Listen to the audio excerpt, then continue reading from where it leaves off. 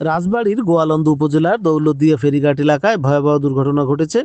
বুধবার বিকেল 5:30টার দিকে একটি যাত্রীবাহী বাস পল্টনে ওঠার সময় নিয়ন্ত্রণ হারিয়ে পদ্মা নদীতে পড়ে তলিয়ে যায়। বাসটি কুষ্টিয়ার কুমারখালী থেকে ছেড়ে আসে এবং এতে প্রায় 56 জন যাত্রী ছিলেন, যাদের বেশিরভাগই ঈদের ছুটি শেষে কর্মস্থলে ফিরছিলেন। এ ঘটনায় এখনো পর্যন্ত 7 জনকে আহত অবস্থায় উদ্ধার করে গোয়ালন্দ উপজেলা স্বাস্থ্য কমপ্লেক্সে ভর্তি করা হয়েছে। তবে এখনও নিখোঁজ রয়েছেন অন্তত 45 জন। স্থানীয় এক বাসিন্দার দাবি, ইতোমধ্যে 4 জনের মরদেহ উদ্ধার করা হয়েছে, যদিও এ বিষয়ে এখনো পর্যন্ত কোনো আনুষ্ঠানিক বা নিশ্চিত কোনো তথ্য পাওয়া যায়নি।